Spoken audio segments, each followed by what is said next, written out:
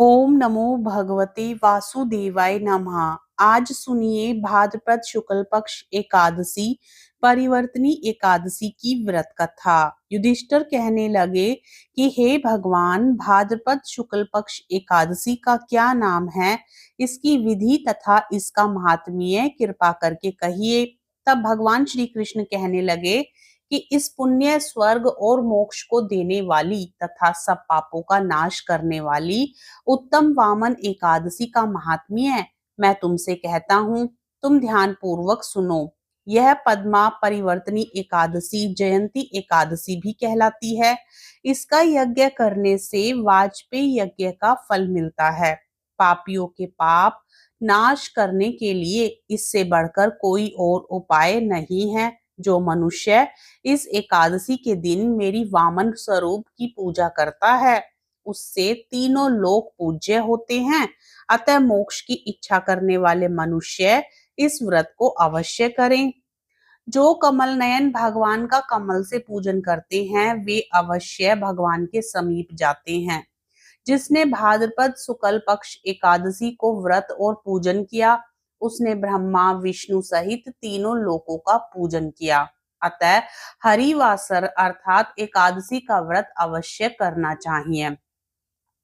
इस दिन भगवान करवट लेते हैं, इसलिए इसको परिवर्तनी एकादशी भी कहते हैं।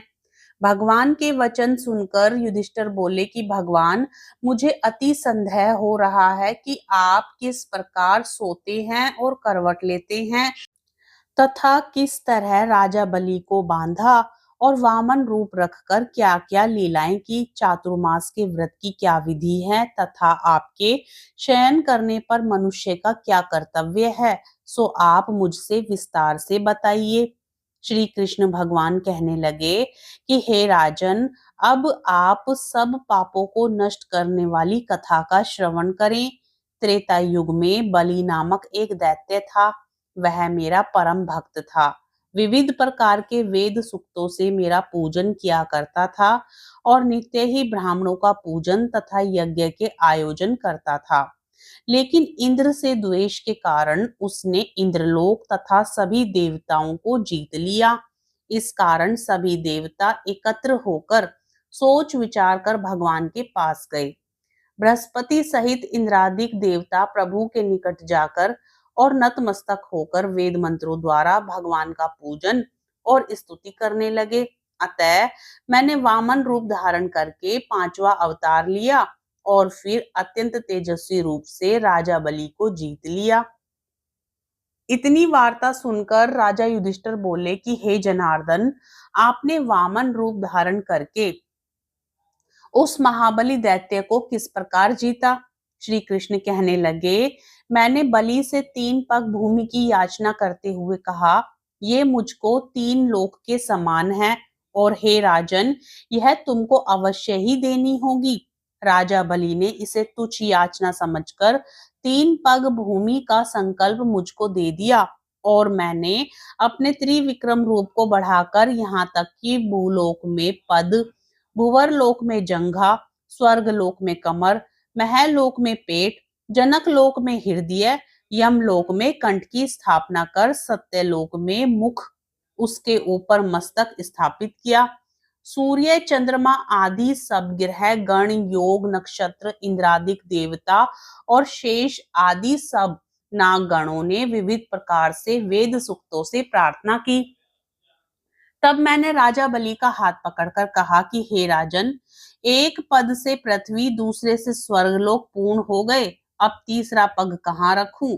तब बलि ने अपना सिर झुका लिया और मैंने अपना पैर उसके मस्तक पर रख दिया, जिससे मेरा वह भक्त पाताल को चला गया। फिर उसकी विनती और नम्रता को देखकर मैंने कहा कि हे बलि, मैं सदैव तुम्हारे ही निकट रहूंगा।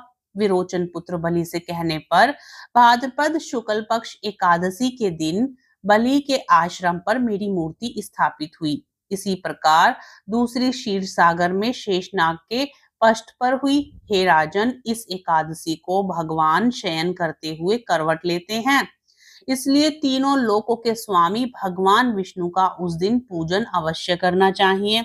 इस दिन तांबा, चांदी, चावल और दही का दान करना उचित है।